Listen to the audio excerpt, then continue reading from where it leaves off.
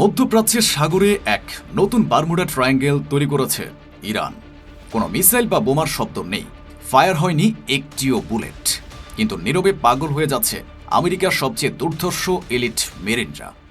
$13 billion USS Abraham Lincoln এখন আর কোনো পরাক্রমশালী যুদ্ধজাহাজ নেই। এটি পরিণত হয়েছে পেন্টাগনের ভাসমান এক ভুতুড়ে কফিনে। কোনো দেশের সাথে সরাসরি যুদ্ধ ছাড়াই বিনা গুলিতে মার্কিন নৌবাহিনীর 250 দিনের এই মর্মান্তিক পরাজয় বিশ্বকে প্রমাণ করে দিয়েছে আধুনিক ভূরাজনৈতিক যুদ্ধের নিয়ম চিরতরে বদলে গেছে। পরাশক্তি হিসেবে যে আমেরিকা একদিন পুরো বিশ্বকে হাতের মুঠোয় রাখার অহংকার করত, আজ তারা মধ্যপ্রাচ্যের নোনা জলে নিজেদের সম্মান ডুবাচ্ছে। এর নীরব ধ্বংসযজ্ঞের মাস্টার মাইন্ড এমন এক অদৃশ্য মনস্তাত্ত্বিক অস্ত্র যা $1 ট্রিলিয়ন মার্কিন রাডারও ধরতে পুরোপুরি ব্যর্থ। এটি কোনো হলিউড সিনেমার গল্প নয়, এটি খোদ ট্রাম্প প্রশাসনের টেবিলে রাখা এমন এক ভয়ঙ্কর বাস্তব যা পেন্টাগনের রাতের ঘুম হারাম করে দিয়েছে। কিন্তু পারস্য উপসাগরের ওই শুনশান নীরবতায় আসলে কি এমন ঘটছে যা 5 স্টার সুবিধা পাওয়া মার্কিন মেরিনদের সাগরে ঝাঁপ দিয়ে আত্মহত্যা করতে বাধ্য করছে? কেন আমেরিকার মতো সুপার পাওয়ার 250 দিন ধরে নিজেদের একটি ফ্ল্যাগশিপ জাহাজকে কুলে ভেড়াতে পারছে না? আর সবচেয়ে ভয়ঙ্কর প্রশ্ন, যখন আব্রাহাম লিঙ্কন এই অদৃশ্য মৃত্যু ফাঁদে ধুকে ধুকে মরছে, তখন ঠিক ওই একই জায়গায় কেন তড়িঘড়ি করে পাঠানো হলো আরেক বিশাল রণতরী ইউএসএস জর্জ ওয়াশিংটনকে? জানতে ভিডিওটিতে লাইক দিয়ে আমাদের সাথেই থাকুন। ব্রিটিশ গণমাধ্যম দ্য গার্ডিয়ানের ফাঁস করা এক গোপন রিপোর্টে পেন্টাগনের ভেতরের যে হাহাকার বেরিয়ে এসেছে তা গোটা পশ্চিমা বিশ্বের অহংকারকে ধুলে মিশিয়ে দিয়েছে।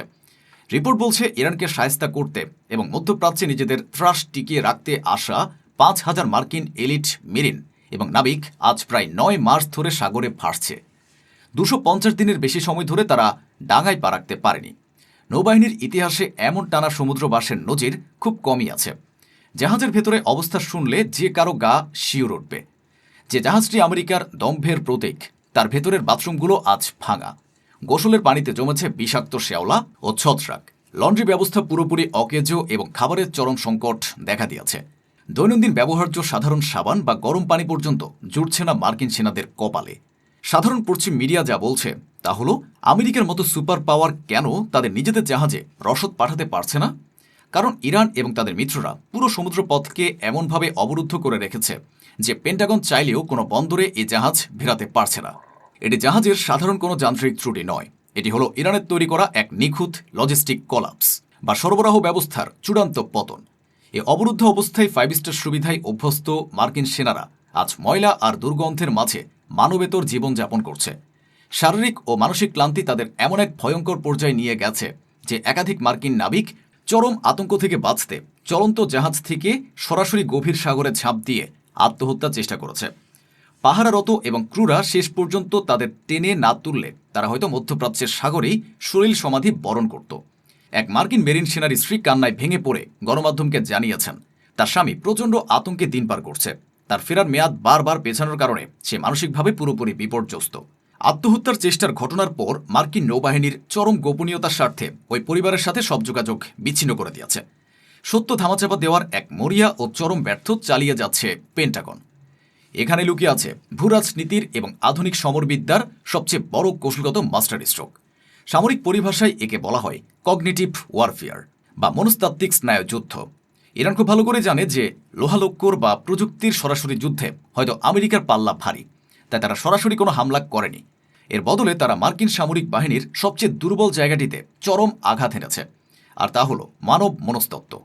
তারা মার্কিন রাডারে প্রতিনিয়ত ভুয়া সিগন্যাল পাঠিয়েছে, জাহাজের আশেপাশে নিজেদের অত্যাধুনিক ড্রোন উড়িয়েছে এবং ইলেকট্রনিক জ্যামিংয়ের মাধ্যমে মার্কিন সেনাদের মানসিক শান্তি চিরতরে কেড়ে নিয়েছে।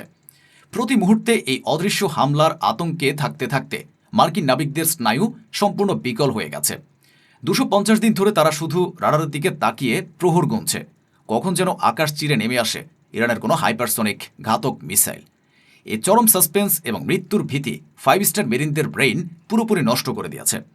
$13 বিলিয়ন রণতরী, $1 ট্রিলিয়ন স্টেলথ প্রযুক্তি বা অত্যাধুনিক রাডার দিয়ে মানুষের ব্রেইনকে যে কোনোভাবেই কন্ট্রোল করা যায় না।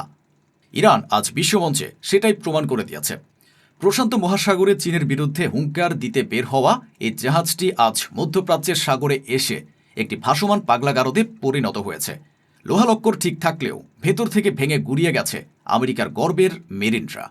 প্রতিরক্ষা বিশেষজ্ঞদের মতে ইরান এখানে অ্যান্টি অ্যাক্সেস এবং এরিয়া ডিনায়াল বা সংক্ষেপে A2AD কৌশল ব্যবহার করেছে। এর মানে হলো শত্রুকে এমন এক ঘেরাটোপে আটকে ফেলা যেখান থেকে সে না পারে পালাতে, না পারে আক্রমণ করতে। আব্রাহাম লিঙ্কনকে পারস্য উপসাগরের বুকে ঠিক এভাবেই বোকা বানিয়েছে ইরান। তাদের এই নীরব কৌশল প্রমাণ করেছে যে আধুনিক যুগে সুপার পাওয়ার হওয়ার জন্য শুধু টাকার পাহাড় আর দামি অস্ত্র থাকলেই চলে না, স্ট্র্যাটেজিক ব্রেইন থাকাটা সবচেয়ে বেশি জরুরি। এই চরম বিপর্যয় এবং অভূতপূর্ব সামরিক অপমানের মুখে পড়ে পেন্টাগন এক অদ্ভুত এবং আত্মঘাতী সিদ্ধান্ত নিয়েছে। তারা তড়িঘড়ি করে ইউএসএস আব্রাহাম লিঙ্কনকে সরিয়ে সেখানে পাঠাচ্ছে ইউএসএস জর্জ ওয়াশিংটনকে। মার্কিন প্রতিরক্ষা বিভাগ এটিকে ক্রুদের শারীরিক ও মানসিক ধকল লাঘবের জন্য একটি সাধারণ রুটিন বদলি হিসেবে প্রচার করছে। কিন্তু যারা বিশ্ব রাজনীতি এবং সামরিক চাল বোঝেন তারা খুব ভালো করে জানেন এটি পেন্টাগনের এক মরিয়া, দিশেহারা এবং লজ্জাজনক পশ্চাৎপসরণ। ডোনাল্ড ট্রাম্প, যিনি নিজেকে বিশ্বের সবচেয়ে শক্তিশালী নেতা হিসেবে দাবি করেন, তিনিও আজ এই অদৃশ্য ফাঁদের সামনে নিরুপায়। আমেরিকা খুব ভালো করে জানে আব্রাহাম লিঙ্কনকে যদি তারা কোনো বদলি রণতরী ছাড়া মধ্যপ্রাচ্য থেকে ফিরিয়ে নিয়ে যায় তবে পুরো বিশ্ব এক বাক্যে জেনে যাবে যে আমেরিকার নৌবাহিনী ইরানের ভয়ে লেজ গুটিয়ে পালিয়েছে। নিজেদের সে ফাটল ধরা সুপার পাওয়ার ইমেজ বাঁচাতে গিয়ে ট্রাম্প প্রশাসন এখন বাধ্য হয়ে আরেকটি বিশাল রণতরী অর্থাৎ জর্জ ওয়াশিংটনকে ইরানের ওই একই কিল জোনে বা বারমুডা ট্রায়াঙ্গেলে ঠেলে দিচ্ছে। ইরান ঠিক এটাই চেয়েছিল। আমেরিকা এখন চাইলেও মধ্যপ্রাচ্যের দাবার বোর্ড থেকে পিছু হটতে পারবে না। আবার সামনে এগোলে আরেকটি জাহাজকে ভাসমান পাগলাগারদে পরিণত হতে দেখতে হবে। নতুন যে নাবিকরা জর্জ ওয়াশিংটনে করে মধ্যপ্রাচ্যের দিকে আসছে তারাও জানে যে তাদের পূর্বসূরিদের কি মর্মান্তিক পরিণতি হয়েছে, তাই যাত্রা শুরুতে তাদের মনোবল তলানিতে গিয়ে ঠেকেছে। এটি হলো ভূরাজনীতির ইতিহাসে পেন্টাগনের সবচেয়ে বড় চেকমেট। আমেরিকা আজ এমন এক গোলক ধাঁধায় আটকে গেছে যেখানে তারা নিজেরাই নিজেদের কবর খুঁড়ছে। একদিকে বিলিয়ন ডলারের অস্ত্রের অহংকার, অন্যদিকে পাগল হয়ে যাওয়া এলিট মেরিনদের আত্মহত্যার মিছিল। এই পরিস্থিতি অকাট্যভাবে প্রমাণ করে যে পশ্চিমা সাম্রাজ্যবাদের দিন দ্রুত ফুরিয়ে আসছে এবং পূর্বের শক্তিগুলো তাদের নতুন বুদ্ধিবৃত্তিক কৌশল দিয়ে বিশ্ব শাসনের চাবিকাঠি নিজেদের হাতে তুলে নিচ্ছে। পশ্চিমা দেশগুলো এখন আতঙ্কিত অবস্থায় প্রহর গুনছে আগামী পরিণতির জন্য। এখন প্রশ্ন আপনাদের কাছে, বিনা অস্ত্রে মার্কিন সেনাদের পাগল করে দেওয়া ইরানের এই অভিনব কৌশলকে আপনি আধুনিক যুদ্ধের সেরা মাস্টার স্ট্রোক মনে করেন, নাকি আমেরিকার এই করুণ পরিণতি পশ্চিমা সাম্রাজ্যবাদের চূড়ান্ত পতনের শুরুমাত্র? নিজেদের ইমেজ বাঁচাতে জর্জ ওয়াশিংটনকে ওই একই বারমুডা ট্রায়াঙ্গেলে পাঠানোকে ট্রাম্প প্রশাসনের সবচেয়ে বড় ভুল হতে যাচ্ছে? আপনার মূল্যবান মতামত অবশ্যই কমেন্ট করে জানাবেন, কারণ আপনার বুদ্ধিদীপ্ত বিশ্লেষণই তুলে আনবে বিশ্ব রাজনীতির আসল সত্য।